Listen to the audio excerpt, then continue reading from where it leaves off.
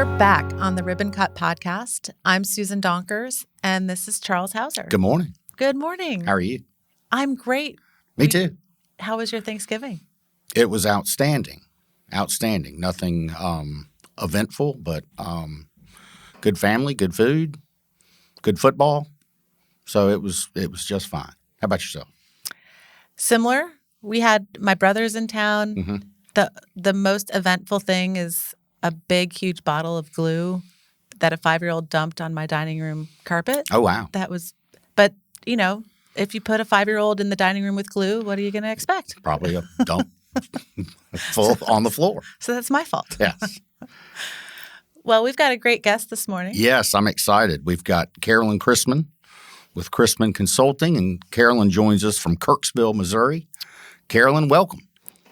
Hey, thank you. Good morning. Good morning. We're glad to have you. And Carolyn, tell us a little bit about Chrisman Consulting, what you do, how you do it, who you serve, all about it. All right. Sounds great. Well, it's my pleasure to join you this morning. As I was telling Charles earlier, I am under about 12 inches of snow right now. And so I am in northern Missouri, so Kirksville, Missouri. It is a rural community, about 17,500 people. We really do education well. If you would Google it, it would come up as a college town. And so Truman State University is here in Kirksville. It's a 4-year public liberal arts and sciences university for the state.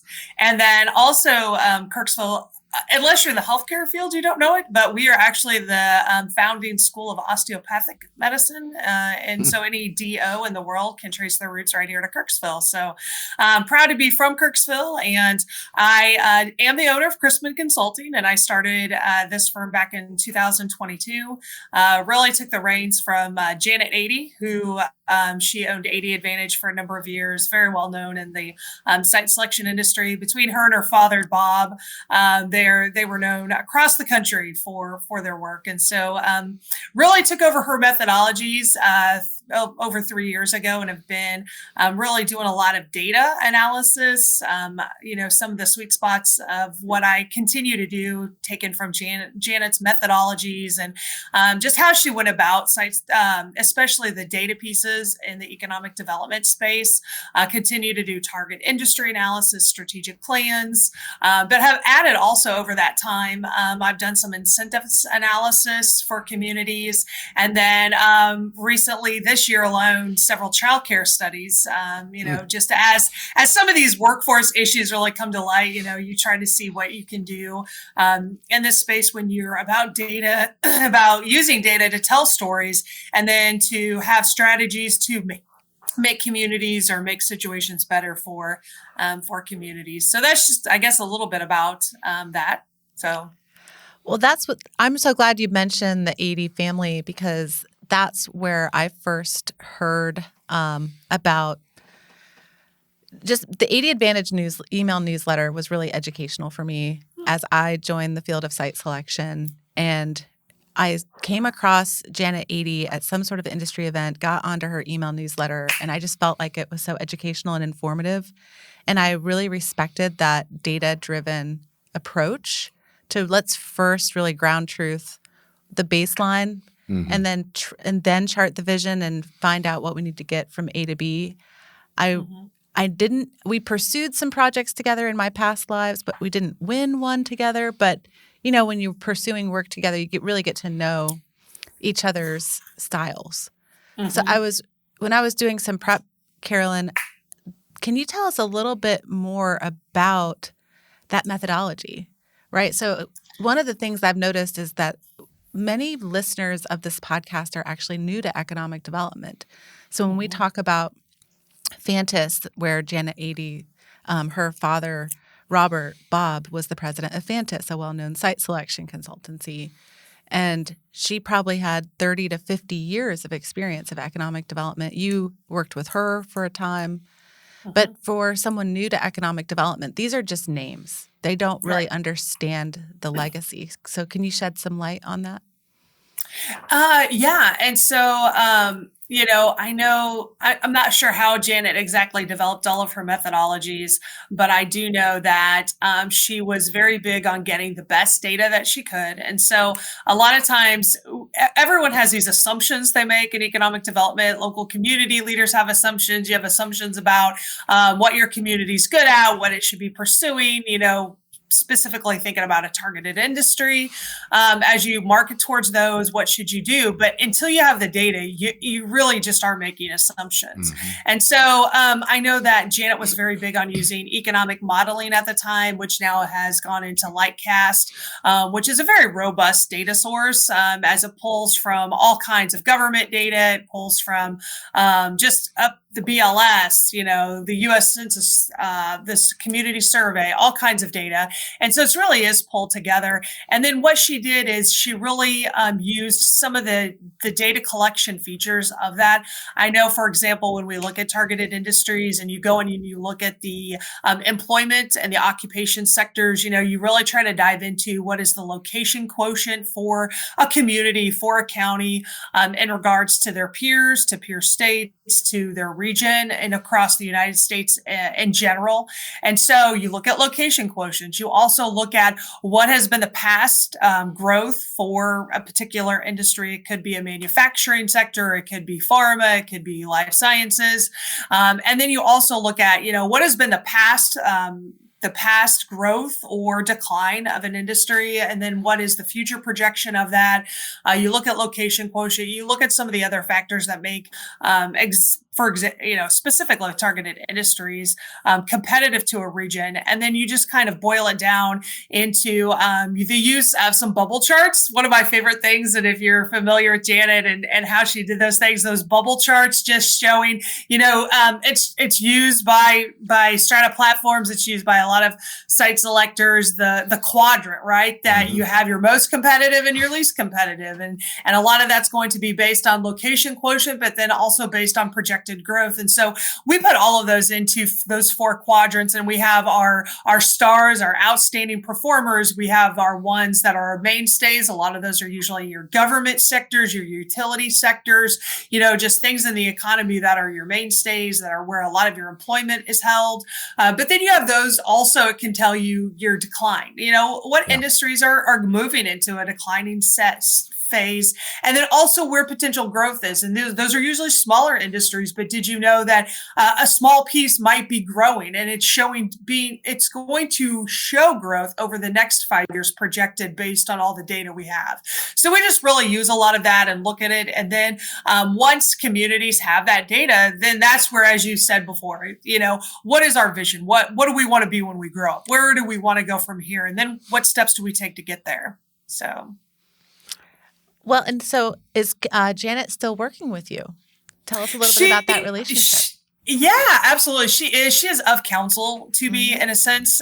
So I did go in, and so several years ago, it was back in 2021, 2022, so my knowledge of Janet spans, well over a decade. She had done some targeted load growth studies in my region in Missouri for some electric utilities. Mm-hmm. And then also we had in a smaller community to the west of me, we had a food and beverage company that was leaving the community and leaving a vacant building. And so the city government came in and had her to kind of a reverse site selection based on this asset, what might go well here. Mm-hmm. And so because I was within a proximity of that community, I was included in that study. So I'd done several studies with her.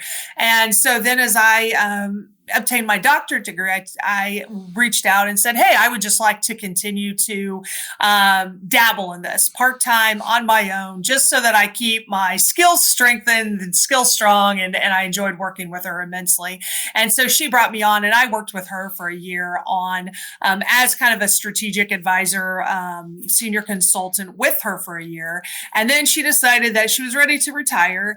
And so looked at what that might look like. Was that purchasing the entire firm? Was that taking on her employees? Was that something else? And so in the end, what we ended up doing is that I did not take on the Ady name by any means, instead formed my own, but purchased her methodologies. And then she stays in an of counsel role. You see a lot of that with lawyers, with right. that they retire out. And Yep. so she's kind of on call for me. We talk regularly when when I need access. So, all the work she did over those decades, she has all of those. She was a meticulous file keeper as well. And so I will be like, hey, you worked with this county in New York. Can you, what did you show from that? Or, can you give me an example? Let's talk about 10 small communities that were 5,000 and under. And what were some of the strategies that had been used for those? And so just kind of maintaining her database as well of projects, of plans, and all of that I have access to. And then, of course, her bouncing ideas, bouncing things off of her as well. And so she is living in Minnesota today and is doing really well, but and still enjoying my time with her. Wow, that's an incredible data set and an incredible I can imagine. resource. Yeah. All the files that she kept over the years and all the work that she's done is invaluable for you, I would imagine. So I'm going to pivot a little bit. You, on Chrisman Consulting's website, you talk about rural economic development. And obviously, there are specific issues around rural economic development. Specifically, obviously, the lack of a huge workforce is probably one of the major things. What other things do you focus when you do rural economic development studies or consulting? What challenges does that present? That's a great question. And I will say that there are multiple ones. A lot of times in rural economic development, you have elected officials that are volunteer. They've been, a lot of times in ag-related industries maybe, but they've been in the local community and small businesses. And so they think that the solution is we just need to bring in one large 300-person manufacturer and all of our problems will completely disappear. And so a lot of times in rural areas, there's an education piece that has to go into any engagement you do with the community. And a lot of times it's updating them on how things have changed. That economic development is not about let's attract that one manufacturer that's going to solve all of our problems, but really how the entire system has changed. And so it's not now about attracting that one employer, it's about attracting your workforce, getting people to stay in your community that then will allow you to attract employers, or you attract entrepreneurs, startups, and some of those things. So first, there's the education piece. Second, I would tell you, that most areas are losing population. And it's really sad that happens. And so there are a few, COVID and the whole remote working, a lot of that changed for folks. A lot of people, when they had an opportunity to not have to commute every day in a large city, some of them wanted that hobby farm. They wanted that, small town feel, slower pace of life, safety, safer schools, safer communities. And so a lot of them at those points moved to rural areas and could work remotely or had their own business or something along those lines. So one of that is telling the story on why it's a good place to live. I was a local economic developer at the time, and we developed a couple of infographics saying, rural, we're socially distant by nature, because all the social distancing that happened, that's how that we are social distance. You do not have close neighbors sometimes, but just the benefits if that's what people want, how there is a vibrant economy and lifestyle in rural areas. And so part of that also then is, but again, how do you get people here? And so I think there's a couple of things. I always have a motto. It's M&M. It's how do you get people to live and stay in rural areas? And it's called marriages and mortgages. If you marry a farmer, guess what? You can't up and move that. So, marriages keep people in places, especially if they're tied to farming or the land or something along those lines. And then I would say mortgages is another one, right? And we're seeing that now. And so we really do, we have the same housing situation I think that urban counterparts have across the country too, is that we don't have enough of those single family homes that people want to purchase. We saw an influx. I mean, in my community alone, I can name people that moved here from larger cities of Kansas City. We had someone move in from Las Vegas. I met the mom at a birthday party, and I was listening, and she's like, so what are the winters like here? And I look at her and I'm like, so you're not from around here. Where are you from? Oh, we moved here from Las Vegas. Wow. Really? And how'd you find us? And, some of those things. And so, But we too. So housing, I would say, is Yeah. one of the challenges facing rural areas right now. And then, like everyone, it's going to be your your childcare, transportation. I think can also be more of a challenge in rural areas. You've got to Mhm. have quality transportation because, for the most part, public transportation either does not exist Mhm. or is challenging because of just they're on fixed route schedules and some of those things. So those are just some of the things most communities end up needing to tackle. The school systems are great, tight knit community, that those aspects, the safety, the quality of life, outdoor recreation, all of those are usually pretty good in rural areas. And so it's some of those other challenges that most people would love to have fixed overnight, Yep. but yeah, so That makes sense. Well, and then what I'm curious about, Carolyn, when you talk about especially the education piece, what types of services do you provide in that area? Is it giving presentations? Is it, mission, kind of fam types of trips or taking people to go visit other small towns? What have you gotten involved with? Yeah, so it's really, I would say, based on what the client need is. I would say there's a lot of presentations. So especially when coming in to visit with a community, if they're wanting to have a strategic plan or they're wanting, maybe it's an annual meeting for an economic development organization and you're the keynote speaker, there's an education piece to that. Sometimes it's coming in before a strategic plan, comprehensive plan, or a annual retreat. And it's like, okay, let's level set. We all need to be on the same page about what economic development is or what community development is and level setting that. And then I also have taught at the municipal league. So the statewide organization, especially in Missouri, is called the Missouri Municipal League, but all states have them. And so local city council aldermen, when they have to take their training every year at an annual conference, economic development is always one of the key Mhm. pieces that they kind of have to get their certification or their points for. And so I also will speak at those conferences, kind of doing that Edy 101, basic, Mhm. Yep. Here's what it is. So. Well, you touched on earlier. You touched on doing target industry analytics. Tell me about some of the industries that you've done that for, and your experience behind that. Sure, yeah. They're varying, right? Yeah. And so I've done a targeted industry analysis. Actually, redid kind of after COVID. Some places wanted to reset and say, hey, what we were doing, does it still hold water? Did COVID change a bunch of things for Mhm. us? What does that look like? So I've done ones for entire regions of a state. So Western Kansas and their electric cooperative system that covers 56 counties. Kind of redoing some of those, as you would guess, in that area in Western Kansas. Agriculture is going to continue to be one of their main industries, Yep. but they were seeing an increase in some of the food processing. One area of that place had been able to attract a dairy and cheese processor, and so that's kind of a growing industry there. But a lot of ag-related, value-added ag, food and beverage products go in rural areas fairly well. Yep.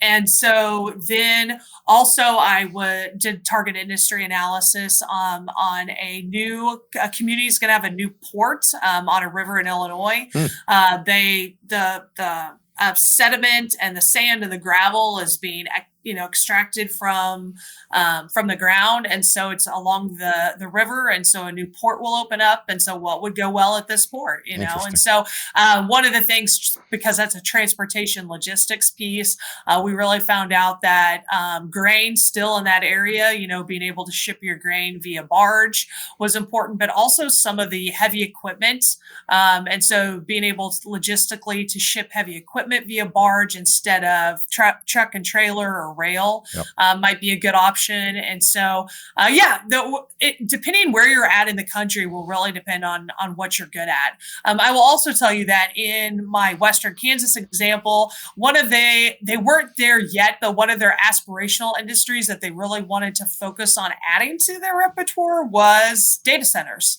Mhm. And so, as you can imagine now, they are flush with lots of opportunity there and lots of RFPs. I can imagine. Yeah, the data center space is hot no matter where you go, but Right. I wouldn't expect any different in Missouri. Yeah, yeah. And that's making me think, do you ever consult for electric utilities? Because often they're getting in on the ground floor of economic development, especially around target industry attraction.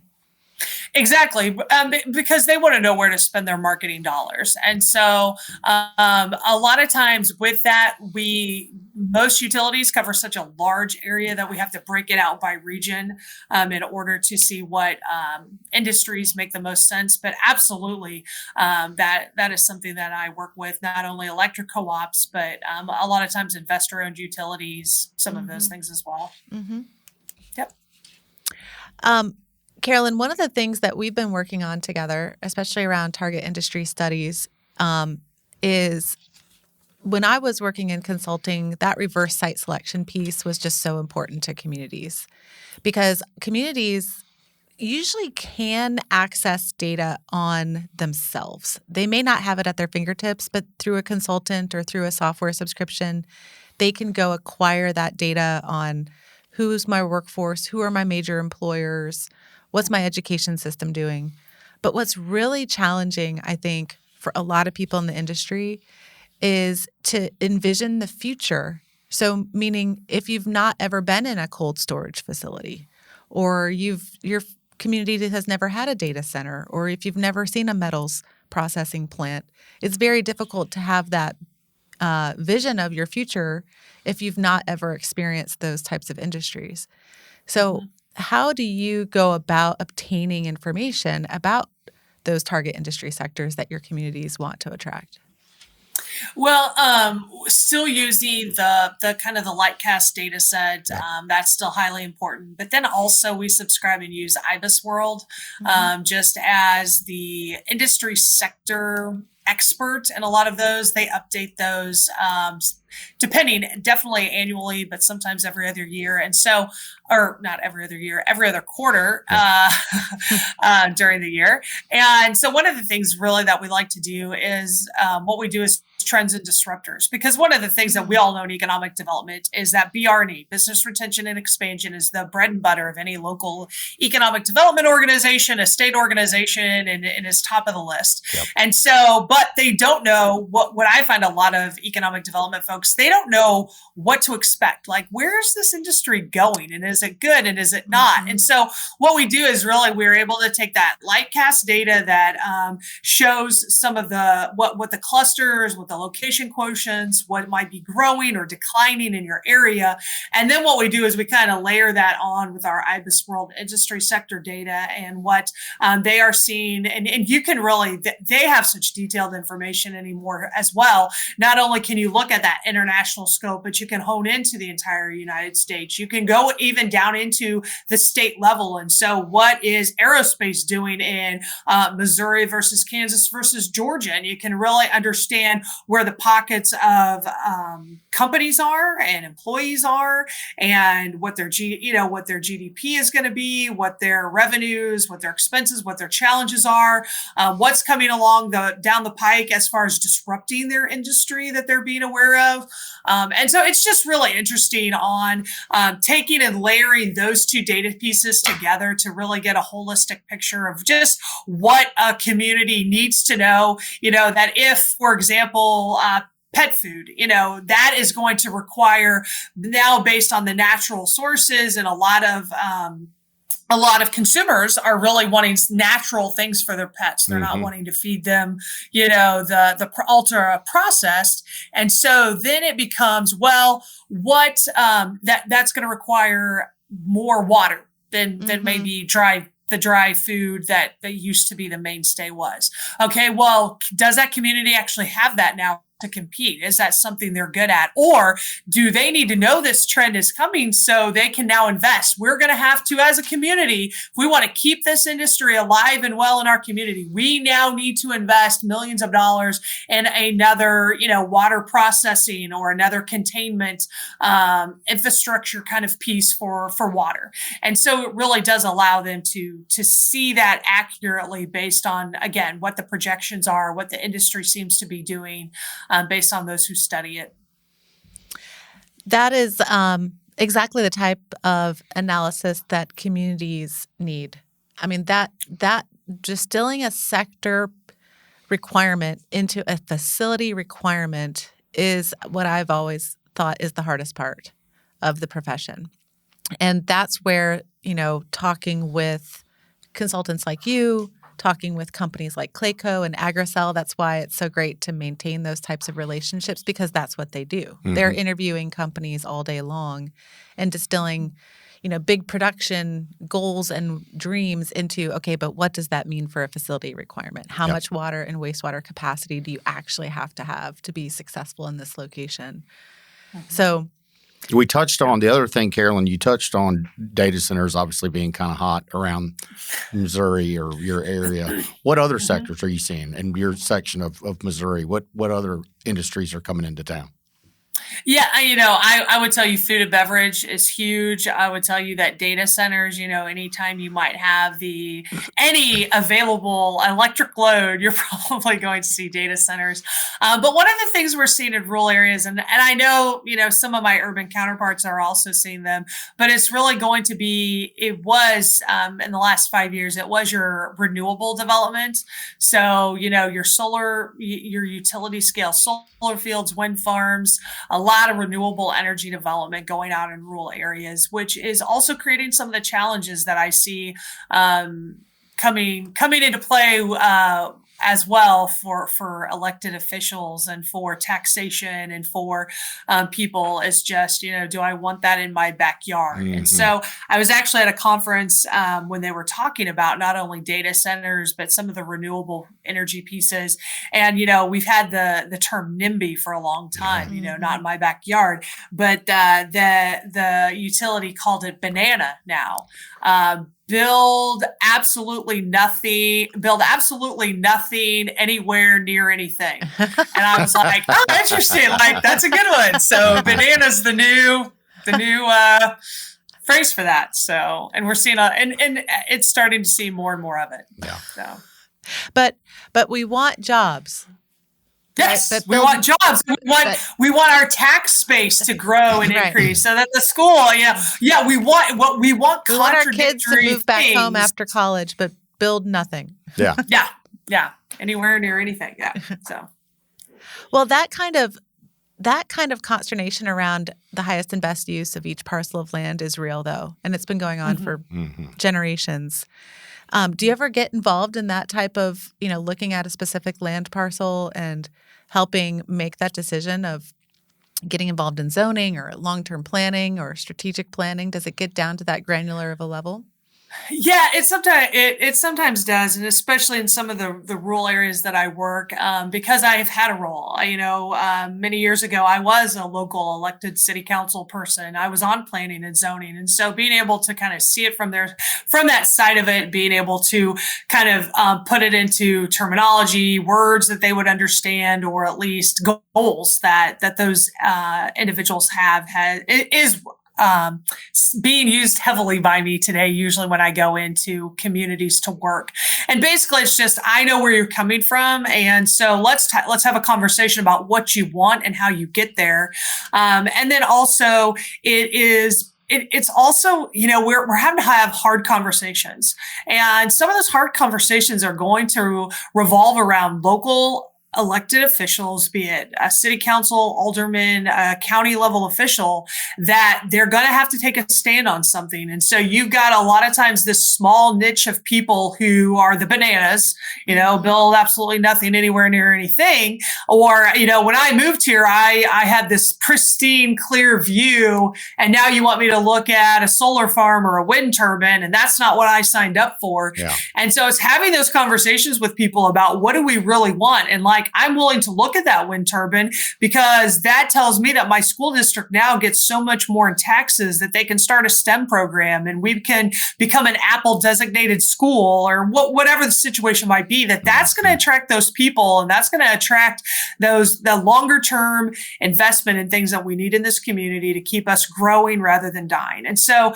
a lot of those frank conversations do have to happen that local EDs cannot always have because their budget budgets are tied to whether or not they make somebody mad. Sometimes in our areas, you have to go 90 miles to find an expert. Oh, you live here and you might have degrees and you might have studied something, but we need someone from 90 miles away to tell us the exact same thing. Then we'll believe it. And so, yeah, it's very informative, and I do a lot of that, and a lot of just helping with almost a coaching type of thing, not only for the local ED person, but usually their boards, their cities, and their funders as well. So I would think a lot of Midwestern economic developers, or really anyone across kind of the regions that you specialize in, should have your phone number on speed dial. Well, I hope they do. I know that a lot of site selection consultants offer that type of advice as well, as you really do need someone to come in from outside the community from time to time. Because you will see, I mean, if you're in local economic development, you are going to see that community member at the grocery store or at the soccer field. And, you want to stay on good terms. You've got 10 other agenda items to discuss with that person. So you don't have to pick every fight. Let other people come in and provide that expertise on your behalf. Exactly. And again, when you have data as well, if you can bring in some of the data about trends and industries and all of those things, that it's not an opinion, it's what the data is telling us, that can really, you use that data to really paint the picture, to tell the story of what's really going on. And I find that storytelling is also incredibly impactful, because some people love data, they love numbers, like get me into the weeds, and others, their eyes glaze over and all of a sudden, I don't know, I have no idea what you just said. And so being able to use the data in depth as much as some folks want, but then to tell a general story is what I find works best as well. Yeah, I'm just going to drop this name. It's a little bit wonky, but there's this guy, Edward Tufte, who was a good data storyteller through infographics. So if anyone's wanting to Google a good data storyteller, I first learned about him in my early 20s. And he came to give a speech in Arlington, Virginia, about just, data's just ones and zeros. But if you can actually harness that data to chart a vision that's supported by data science, you're going to be much. It just takes some of the emotion out of tense situations. Exactly. Absolutely. Have you always been a data nerd, Carolyn? No. I've come to an end. I understand it. I do appreciate it, but I was always I have a master's in history as well. I like the story piece of it. I just think you tell stronger stories, you tell better stories when you have data to support it. And so as mentioned, I'm from Missouri, and so we're the show me state. So it's like show me, and show me what's going on, and I need some facts behind that, please. Thank you. So it's kind of my upbringing. Well, Master's in history. That's fascinating. Well-rounded. Yes. Carolyn's very well-rounded. There we go. Yeah. There we go. Well, Carolyn, we've taken up too much of your time. I appreciate it. And we're keeping you from doing snow angels in the snow in the backyard. So thank you so much for joining us today. We really appreciate it and learned a lot. And have a great day. Hey, thank you so much. It was my pleasure, and appreciate the conversation. Yeah. Thank you very much.